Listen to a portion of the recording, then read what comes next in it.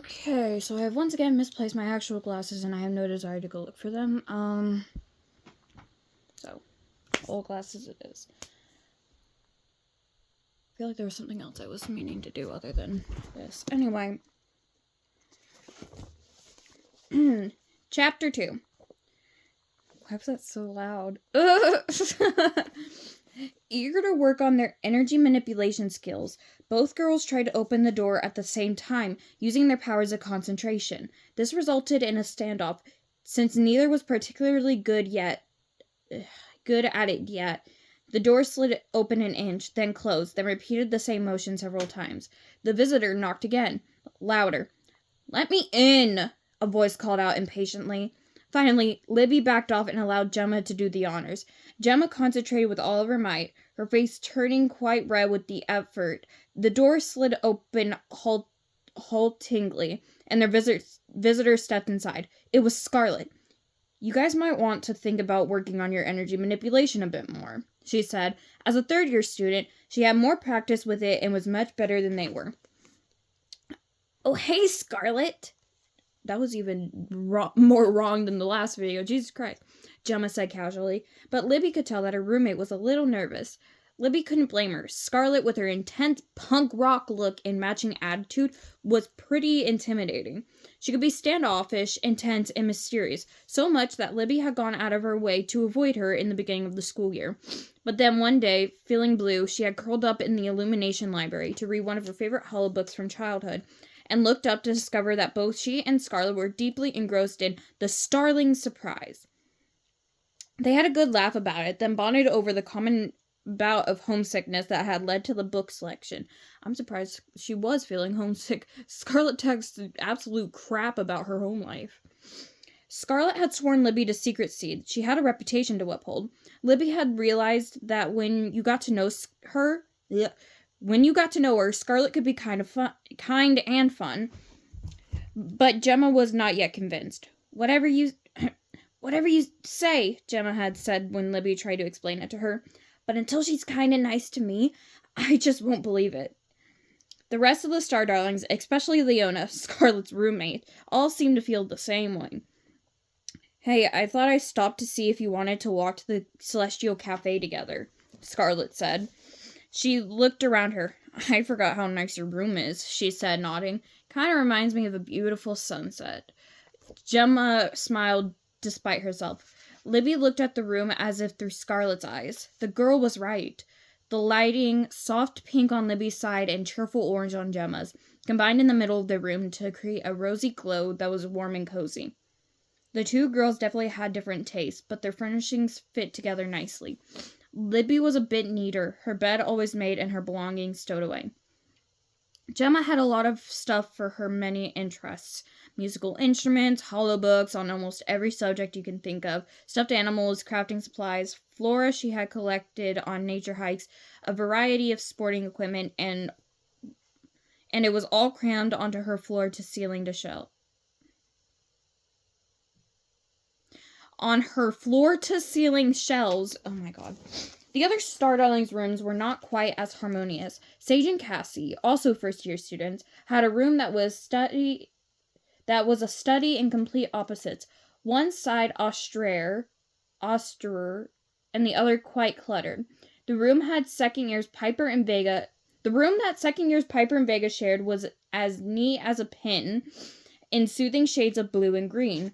But similarity ended there. Piper's side was soft and dreamy, with soothing curved surfaces, lots of pillows, and stacks of dream journals, while Vega's felt angular, clean, and precise. Clover and Astra's room was a jarring combination of sporty and sleek.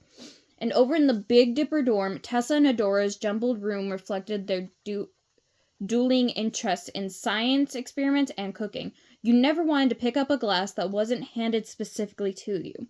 It could be a tasty smoothie, but there was an equal chance that it could be a putrid-tasting potion nobody in their right mind wanted to ingest. And then there was Scarlet and Leona. Their room was as discordant as their relationship.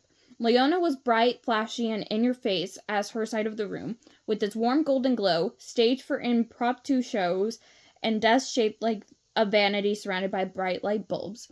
Scarlett's space was designed so she could skateboard down its walls. It was certainly an interesting room, but Libby didn't feel truly comfortable there. Too much tension between the two roommates, maybe.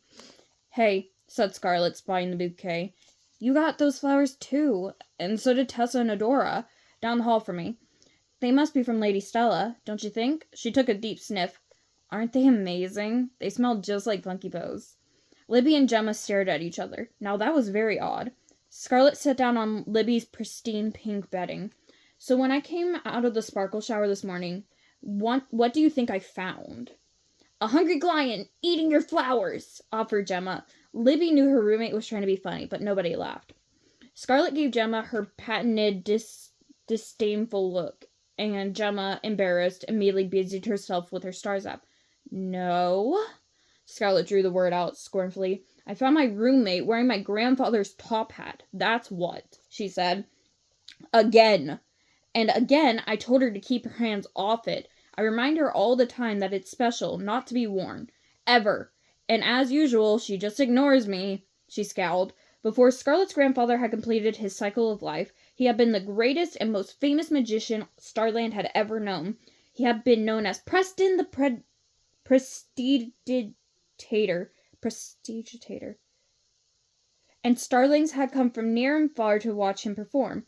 Preston had left his granddaughter his top hat, which Scarlett kept in a glass case, as if it was in a museum.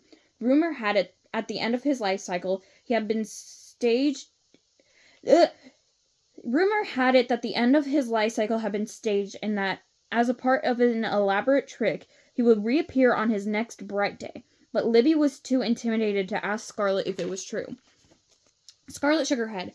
"You guys are so lucky you get along so perfectly. What's your secret?" Libby bristled and heard herself say, "We take turns deciding who gets to take the first sparkle shower in the mornings."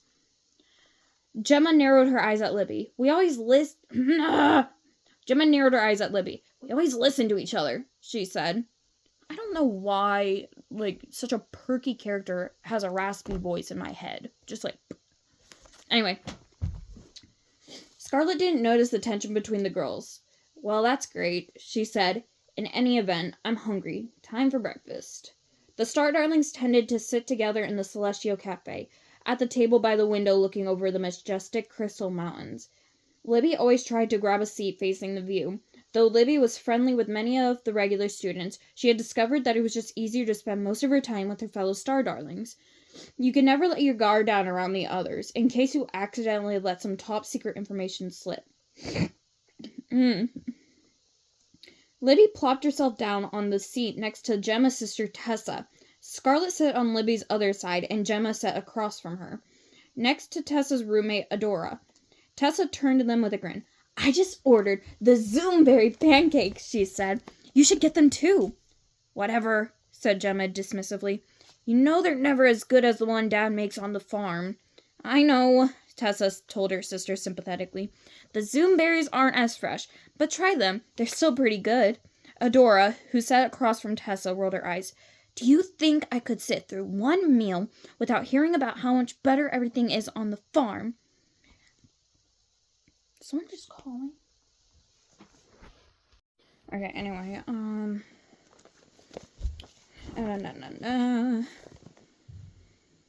Tessa gave her roommate a hurt look. Libby was surprised to hear Adora's words.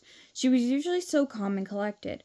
The sisters looked at each other and shrugged. It was nearly impossible to ask the chatty sisters to stop talking about a subject that interested them. And farm fresh food was one of their favorite subjects. "May I take your order?" asked the Bot waiter, hovering by Gemma's shoulder.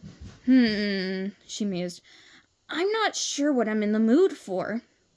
"I really think you'll like the Stardust cakes, sis," said Tessa. "And you know how important breakfast is." "It's the most important meal of the day," Gemma and Tessa said together. They laughed. "You sound like Mom," they also said in unison. "I was considering tinsel toast with bitter ball preserves," Gemma said after a moment. Tessa made a face. "I'm not sure if they can put in enough sweetener," she said. "You know how sour can be if it's not made correctly. I just go with the pancakes." Gemma frowned. "Or how about a bowl of—" "Enough!" said Adora. Just order something. It's not a life or death decision. It's just food, for goodness sake. Tessa looked puzzled.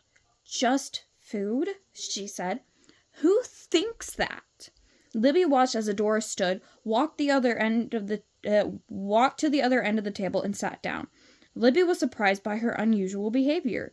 The two sisters didn't even seem to notice, or maybe they just didn't care. Scarlet nudged her with an elbow. I don't think I've ever seen Adora act like that before, she said. She's always so calm. Me neither, said Libby. Perhaps I could take your order now, repeated the Bot waiter politely. Libby decided to order since Gemma was still deliberating. I guess I'll have the Zoomberry star cakes, Libby said, and a glass of zing. Me too, said Scarlet. And I'll have the tinsel toast, Gemma said. Tessa shook her head. That's not gonna be enough, she scolded. Maybe you'll like a bowl of starberries and cream on the side, she suggested. It's only gonna remind me of Dad's starberry pie, said Gemma. Tessa nodded with sympathy. You're right. Dad's strawberry pie with a scoop of Lolo fruit ice cream, she said dreamily. Said the sisters in unison. Scarlet looked at Libby and raised her eyebrows. This was going to be one long meal. Okay, that's chapter 2. So, that was a short chapter. I'll see you guys later.